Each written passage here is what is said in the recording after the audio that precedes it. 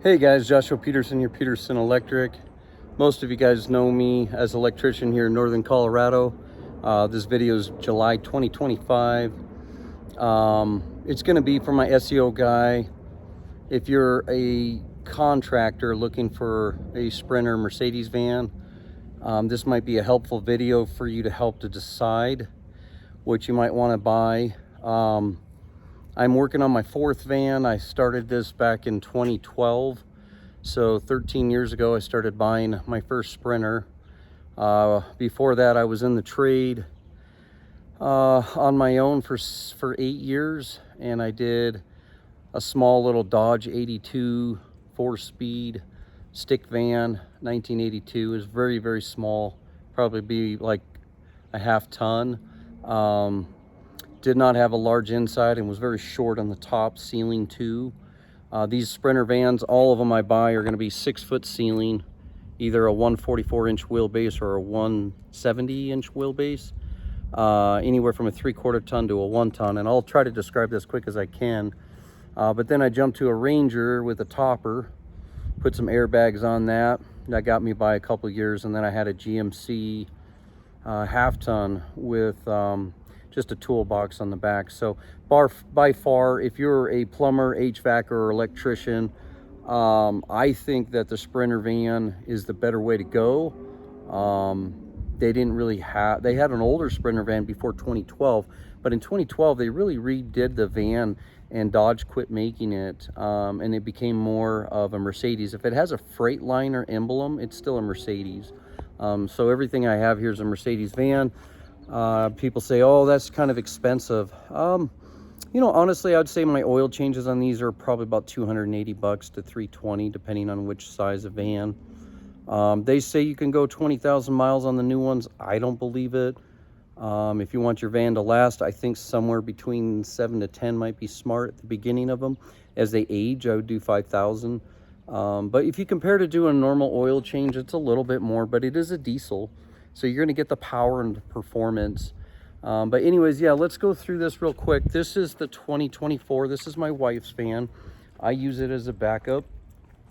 It does have the twin turbo, and it is a 3.7 liter, I believe, as it says right on here. But that's a 2024 van. Okay. And this is the all-wheel drive version. I like this, so when I get in the mountains on my service calls, if I get in trouble, I can take it up there and park my other van, like up in Estes Park at Safeway, and then use this to get up to the hill. So, but we did put in a third row. Okay. This is a 144-inch wheelbase, 3/4 ton. It did come with the liner. It already had the 2 windows on the side. Probably could just got a passenger at that point, but I did like the space in the back so I can put 2 shelves, and that can get me through the winter on service calls. And then up here in the front, this is the dash. I did get the bigger screen on this one, and these seats come out and they're heated. Okay, they don't swivel on this version. This is the factory seat it comes with. These are a lot nicer seats than the older style 2012. So yeah, we can actually fit 9 people in this van safely. So if you're looking for an SUV, why?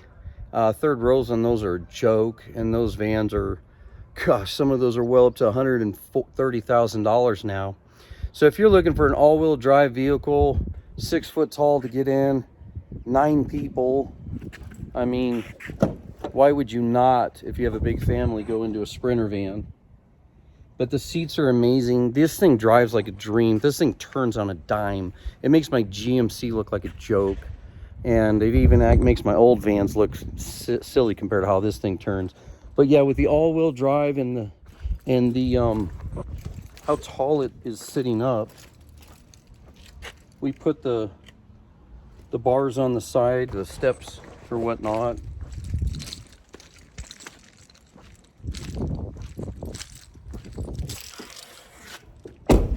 So yeah, I do suggest getting some snow tires because the Michelin tires on those are a joke. We'll jump right now into my 2019 van. I got this 6 years ago, 6.5. So every time I pay off a van, I try to get buying a new one, because I'm growing my business. My sons are working for me, so I always have to have one spare. That is kind of my backup spare. But this is my this is my workhorse right here. This is a 1-ton 3.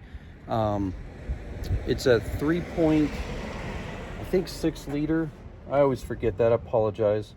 But it is the older style V6 engine, where the blue one there was a twin turbo 4-cylinder diesel. This is a single turbo, and it is a V6. Okay. My new van, they all have DEF. So if you guys don't like DEF, I do not suggest buying these vans then. But you have to do it in Colorado, pretty much everywhere for emissions. So as far as the speed on this one goes, the torque is amazing on the new Sprinter van. The older ones are great though, because they can really haul stuff. You could tow with these pretty easy. My new van has 13,000 miles, not a single issue. The 2019 van, these are a 1-ton, and they have a dually on the back.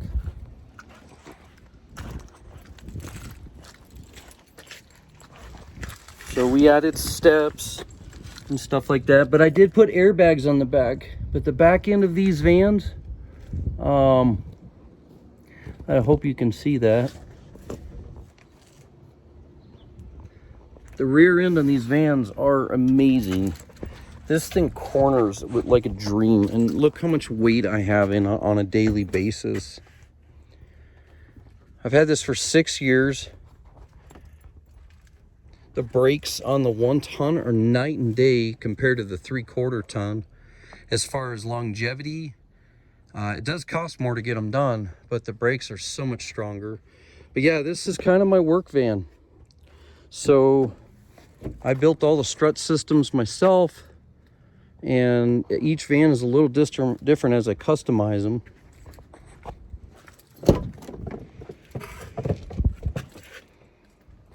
So if you're looking for a workhorse or something that you can build out yourself, I would say the 2019 van is great.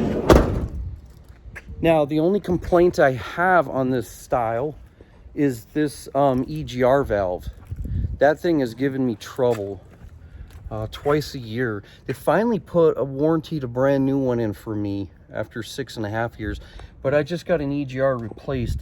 It was the design anywhere from, I think it was 2018 to 2022. There's about a 4 or 5 year gap there. But other than that, that van has been amazing. It's been great, knock on wood. No issue with tranny, motor, anything like that. Nope. And I have 53,000 miles on that one. Okay. This is my son's. I just handed it to him just this year. It's a 2012, my first van. It actually has the same motor as my 2019. The DEF system is probably the same, but the EGR valve is not. I don't have that much issues on the 2012 with the EGR. Okay, but I did have the turbo go out at 50,000 miles. I'm at 168 right now in this one. We just had to have the boost silencer redone, and that was 850. I've had a lot of little miscellaneous parts getting redone. That must have been the boost silencer they did last week. But the brake flushes on these, you do have to do brake flushes about every 2 years or every 25,000 miles. Otherwise the brakes feel spongy. But yeah, this little guy's a workhorse too. He tows really well. It is a 3/4 ton. It has the older school dash and technology.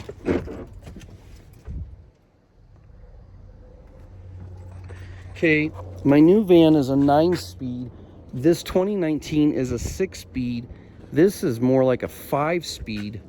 And my newest 2025 I'm going to show you, that is a, I think a 9-speed or 10 as well. So this is more of a 5-speed. So it does have the Triptronic shifting. It does very well towing my trailer. I can't say it'd do well towing a Kubota every day, but a small trailer, I don't think you're going to have trouble at work. But this one I built out. So this is the 2012 144-inch wheelbase, 3/4 ton though. I did put airbags on it back about 11 years ago. I haven't had any issues, just with one of them, the compressor, and I changed that myself. So I built it all out custom as well. I love the floors they put in. They're pretty durable after all these years.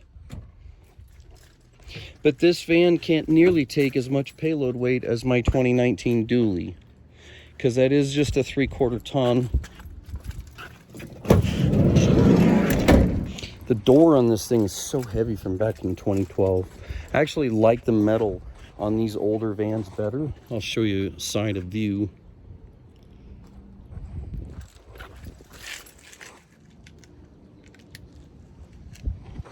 I've had no issues with the transmission or the motor at all. So this van's more Achilles, I feel like, has been was the turbo, but I don't know, maybe that was good at 150,000 miles and it was 10 years old, so maybe that's normal. Those are not cheap to get put in, but Mercedes has taken care of me in a lot of stuff. So guys, if you're looking at for long term, Mercedes warranty is amazing. They really take care of you. I'm impressed compared to other brands that I've bought and stuff from. I won't name their name. So this is the new van, the 2025 van that I'm purchasing. And it's a twin turbo 4-cylinder diesel. All of them are diesel.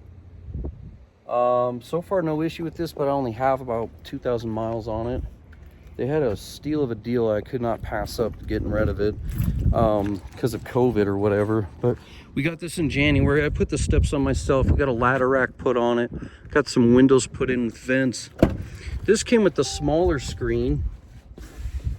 Okay, but this was a heated seat. I had that added as a heated, but this does rotate. These seats rotate, and they have lumbar support. So as far as the way they drive, by far the 2012 feels like a van. The 2019 corner's amazing heading up to Estes. And my wife's van, the blue, is probably the best I've ever driven. It's amazing.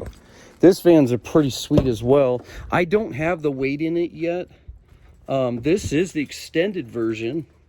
So just to help you out, my 2012 van, it stops right here, right the back of these wheels, right? My 2019 van, it stops at this seam right here, right there. So the extended version comes out another 30 inches, about 27. And so I'm going to build this out yet. I insulate all of them. I put the wood paneling. I put glue and carpet on every single van. And then this one didn't have a bulkhead, so I'll have to do something there. I put these windows in because these vans get really hot. And for right now, the next few years, we're going to use this as a camper van. We're not going to build it out as a camper, but put in some strut later. But these windows are sweet. They're not cheap. If you're looking at doing this, they're actually kind of noisy. I don't know how well they do an R value, but once we insulate this, it should do pretty well.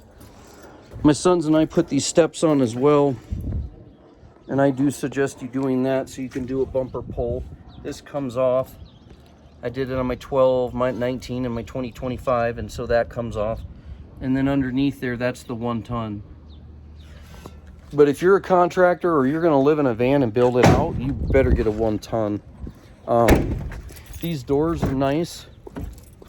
They fold. The new ones have done such a great job. They fold at 270, which you need that when you're working in a driveway.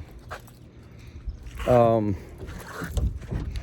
bracket on those was 10 times better than the bracket on the 2012. These new doors are kind of flimsy.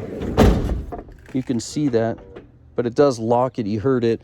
And there's another glass window. I had 3 put in on this van. I needed the light during the nighttime when I work.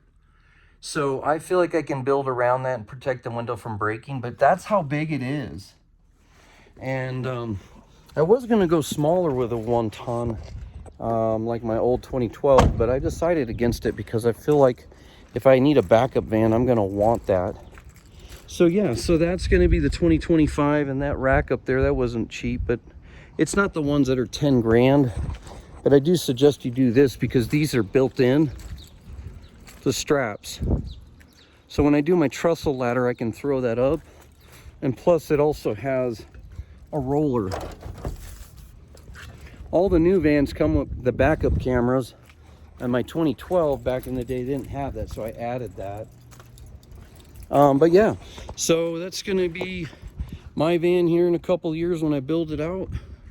This van's is Jathan's, and that's gonna move over. He's gonna move over to my van in a couple years, and I'll put Grayson, who just graduated high school, into this van. So yeah, and then after all those are done and I pay off that new one, then I'll end up probably buying another one, so I have a spare. And I'll probably retire this to be more of just towing my Kubota when I need it and take all the parts out of it. But hopefully, sorry the video's long, hopefully it'll help you guys out. But yeah, I mean, I started out years ago in something just a little bigger than my little Toyota there, a Ranger. It was actually a V6 and it had a bigger back end. But that's how I started out, and I use that as my bidding truck. So it's nice to go from that little red truck to the 12 to the 19 and now to the 2025. And my wife loves this van because we were looking at an SUV. We looked for 6 months and we were not impressed with the hybrids and the online issues, electronic issues, everything we saw from every brand. There was something going on, and I was like, you know, I've had Mercedes for 12 years, and I honestly feel like the vans are fairly bulletproof. I mean, I put 3,500 pounds every day on that big van, and that's a lot of payload. And so if I start getting past that 500 pounds, I start having my sons just put it in the new van for a service change or a bunch of materials. So it's kind of good to divide up those parts, but I'm a one-stop shop. I don't have to worry about going and getting things unless it's like a ceiling fan and light fixtures and things like that. Of course we have to reschedule, but when it comes to just a standard everyday service call, 90% of the calls we hit spot on with the material on the van. So anyways, guys, thanks for joining us. Hopefully that'll help you out. Please hit that subscribe button and like, and let me know if you guys have any questions. See ya.